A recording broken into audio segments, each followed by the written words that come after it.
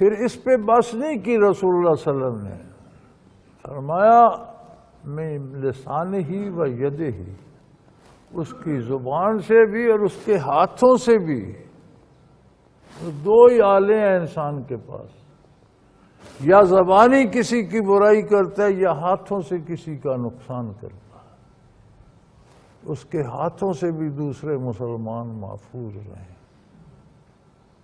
اگر وہ نمازیوں میں آ کر مسجد میں بم پھوڑ دے اور قتل کر دے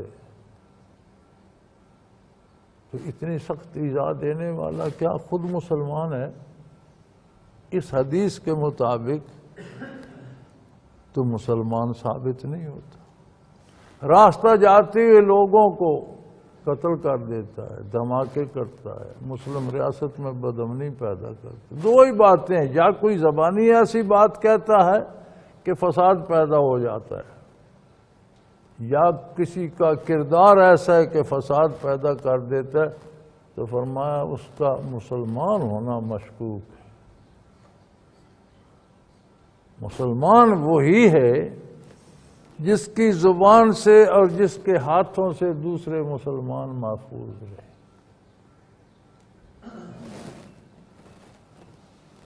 تو پھر میں نے بھی بات کی معاشرے کی، سیاستدانوں کی، حکمرانوں کی، میڈیا کی، لیکن کیا میں خود اس قول پہ پورا اترتا؟ کیا لوگوں کو مجھ سے کوئی خطرہ نہیں ہے کہ یہ مال لوٹ لے گا، عزت لوٹ لے گا؟ اگر نہیں ہے تو پھر تو میں مسلمان ہوں۔ اور اگر لوگوں کو ڈر ہے اور میں لوٹ لیتا ہوں، مال چھین لیتا ہوں یا عزت لوٹ لیتا ہوں یا انہیں دکھ دیتا ہوں، ایذا دیتا ہوں یا ان کی غیبت کرتا ہوں یا برائی کرتا ہوں یا پیٹھ پیچھے بہتان لگاتا ہوں، تو پھر میرا مسلمان ہونا مشکوک ہے۔ وہ جو کہا تھا علامہ مرحوم نے، یوں تو سید بھی ہو، مرزا بھی ہو، افغان بھی ہو، یوں تو سید بھی ہو، مرزا بھی ہو، افغان بھی ہو، تم سبھی کچھ ہو، بتاؤ تو مسلمان بھی ہو۔ وہ سارے چودرات بن گئے، لیکن دیکھیں کیا آپ مسلمان بھی ہیں، سب کچھ ہے، کیا اسلام بھی ہے؟ تو اسلام کی ایک اسلام سلامتی کا مذہب ہے،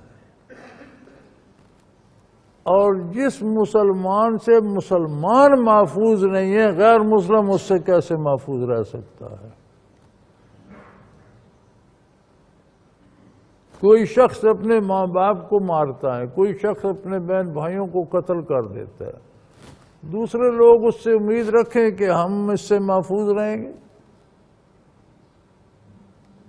تو مسلمان کہلانے والے کی زبان مسلمانوں کو ایذا دیتی ہے، مسلمان کہلانے والے کی باتیں مسلمانوں کو دکھ دیتی ہیں، مسلمان کہلانے والے کی باتیں معاشرے میں برائی پھیلا رہی ہیں، مسلمان کہلانے والے کی باتیں مسلمانوں کے لیے مسائل پیدا کر رہی ہیں، تو پھر وہ خود مسلمان نہیں ہے۔ مسلمان رہنے والے، مسلمان کہلانے والے کا کردار، اس کے ہاتھوں کا کیا، وہ دوسروں کا مال لوٹ لیتا ہے، رشوت لے لیتا ہے، وہ جھوٹ بولتا ہے، وہ قتل کر دیتا ہے، وہ دہشت گردی کرتا ہے، وہ بم چلا دیتا ہے، مساجد میں، بازاروں میں لوگوں کو مار رہا ہے۔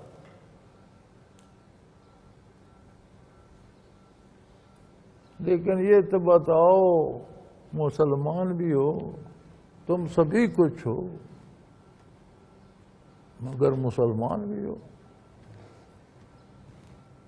بتاؤ تو مسلمان بھی ہو، وہ پھر مسلمان نہیں ہے۔ چونکہ مسلمانی کی شرط اول یہ ہے کہ لوگ اس کی زبان اور اس کے ہاتھ سے محفوظ رہیں۔ مسلمان سلامتی کی علامت، مسلمان کے وجود سے لوگوں کو امن کی، پناہ کی توقع تو ہو، کسی دکھ، کسی تکلیف، کسی پریشانی کا خطرہ نہ ہو۔ اب ہم اپنی زندگی کو کون کون سا شعبہ گنیں، کہاں کہاں شمار کریں۔ تن ہما داغ داغ شد، پنبا کجا کجا نہ ہم، بدن کا ہر حصہ زخمی ہو گیا ہے، کہاں کہاں روئی باندھی جائے۔ فارسی میں کہتے ہیں نا کہ تن ہما داغ داغ شد، سارا جسم تو زخموں سے بھر گیا ہے، پنبا کجا کجا نہ ہم، کہاں کہاں پھاڑ رکھا جائے۔ کوئی ایک جگہ ہو، کوئی دو جگہ ہو، کوئی 10 ہو، سارا جسم ایڑی سے لے کر چوٹی تک زخموں سے بھر گیا۔ اگر ہماری یہ مسلمانی ہے تو یہ تو تن ہما داغ داغ شد، یہ ساری مسلمانی تو زخموں سے چور ہے۔ جھوٹ ہم بول لیتے ہیں، پراپوگنڈا ہم کرتے ہیں، بہتان تراشی ہم کرتے ہیں، علل اعلان کرتے ہیں، ریڈیو ٹی وی پہ کرتے ہیں، ایک جملہ کہہ کر ملک میں آگ لگا دیتے ہیں، لوگ اس پہ مرتے ہیں، قتل ہو جاتے ہیں، تباہیاں ہو جاتی ہیں۔ علماء حق کافروں کو مسلمان کیا کرتے تھے، آج بھی ایسے بندے ہیں جن کی صحبت میں کافر اسلام قبول کر لیتے ہیں، لیکن بہت سے پیشہ ور واعظ ایسے آ گئے جو مسلمانوں کو کافر بتائے جائیں، یہ بھی کافر، وہ بھی کافر، یہ بھی کافر، وہ بھی۔ تو پھر مسلمان کون ہے؟ وہ کسی کو تو مسلمان بھی رہنے دو۔ اچھا، کفر کا فتویٰ دیں گے اس بندے پر جس کے پیچھے ہزاروں لوگ اس کو ماننے والے ہیں، یعنی ایک کو کہو تو ہزاروں پر فتویٰ چھا جائے، کیا؟ میں نے حساب لینا ہے، آپ نے حساب لینا ہے۔ آپ حساب نہ لیں، محاسب نہ بنے، آپ نے اپنا حساب دینا ہے۔ آپ اپنا حساب تو درست کریں، آپ ثابت کریں کہ آپ مسلمان ہیں۔ دوسروں کو ایذا دینے والے کا تو اپنا اسلام خطرے میں پڑ جاتا ہے۔ اگر کوئی اچھا مسلمان نہیں ہے تو یار اس کے لیے دعا کر دو کہ اللہ اسے اچھا کر دے۔ توبہ کا دروازہ کھلا ہے۔ آج ایک شخص کافر ہے، کل وہ مسلمان بھی تو ہو سکتا ہے۔ کیا بزرگ تھے ہمارے اور کیا لوگ تھے۔ مولانا تھانوی رحمۃ اللہ تعالی علیہ شہر پہنچے، وہاں ان کا جلسہ تھا، آپ نے تقریر کی، بیان ہوا، بڑا جلسہ ہوا۔ اس کے بعد اپنی قیامگاہ پہ وہاں جو ساتھیوں نے ڈیرہ بنایا ہوا تھا وہاں تشریف لے گئے، تو بعد میں کوئی بندہ آیا، وہ جی فلاں فرقے والے ہمارے مخالف جلسہ کر رہے ہیں اور وہ کہہ رہے ہیں اشرف علی کافر ہے۔ انہوں نے اطمینان سے سنا، انہوں نے کہا بیٹھیا ہوں۔ اسے بٹھا کر کہا اشہد ان لا الہ الا اللہ و اشہد ان محمدا عبدہ و رسولہ، لا الہ الا اللہ محمد الرسول اللہ۔ اگر میں پہلے کافر تھا تو اب تو مسلمان ہو گیا ہوں نا، بات ختم ہو۔ کیا لوگ تھے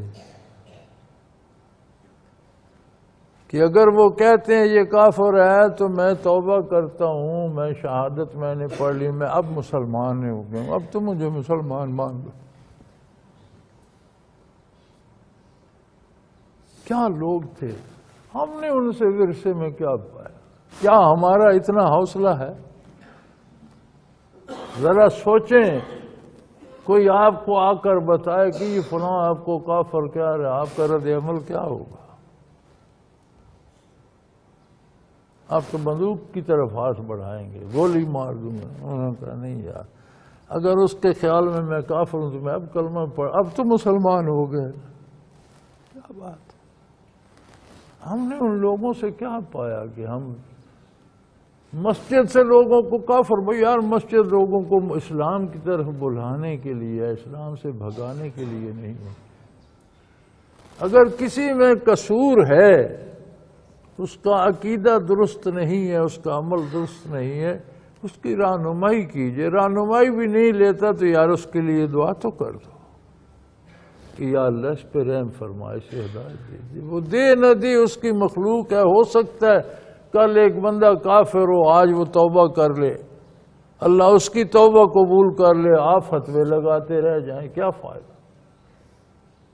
توبہ کا دروازہ تو موت تک کھلا ہے نا۔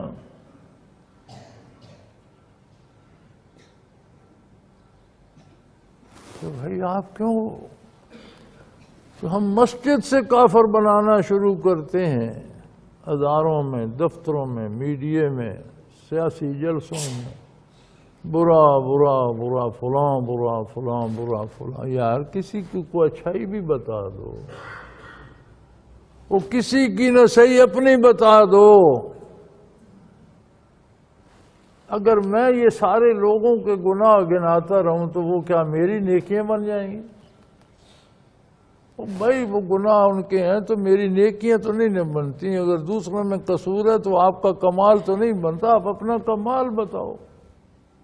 تو مہاجر من ہاجر ما نہی اللہ عنہ، ھذا لفظ البخاری۔ تو یہ پہلی حدیث کا یہ حصہ ایک بہت بڑی سعادت جو عالم اسلام کو ابتدائی اسلام میں نصیب ہوئی، وہ ہجرت تھی۔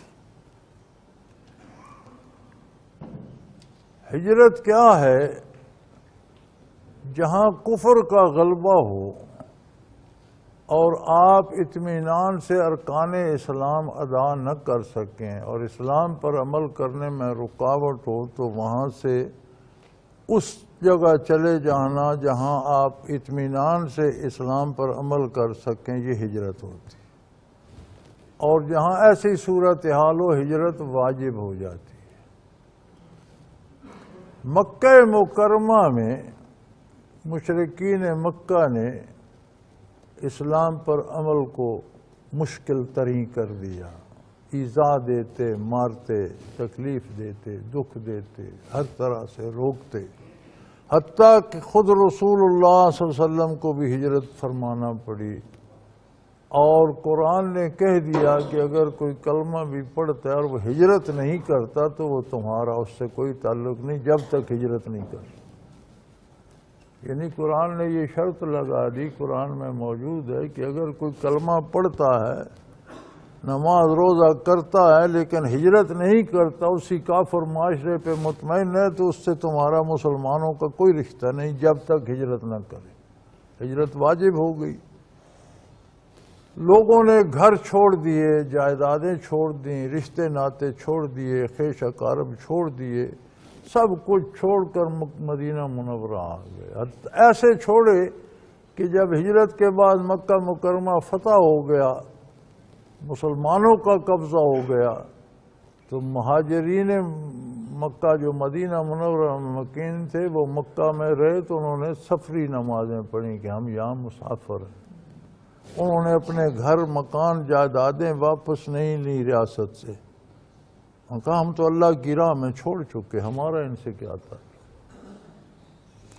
لیکن فتح کے بعد ہجرت ختم ہو گئی۔ جب مکہ بھی فتح ہو گیا، دارالکفر رہا ہی، دارالاسلام بن گیا، تو ہجرت ختم ہو گئی۔ تو لوگوں کو ایک دکھ لگا کہ یار تھوڑا سا عرصہ تھا، بڑی عظمت تھی جو ہجرت جنہوں نے کی، تو اب قیامت تک ہجرت ختم ہو گئی تو ہم کیا کریں گے؟ نہیں، رسول اللہ صلی اللہ علیہ وسلم نے فرمایا حقیقی ہجرت باقی ہے، اور وہ ہجرت ہے کہ اللہ نے جن چیزوں سے روکا ہے انہیں چھوڑ کر اس طرف آ جائے جو اللہ نے کرنے کا حکم دیا۔ یہ ہجرت قیامت تک جاری ہے۔ گناہ سے ہجرت، نافرمانی سے ہجرت، برائی سے ہجرت، فرمایا یہ سعادت قیامت تک جاری ہے۔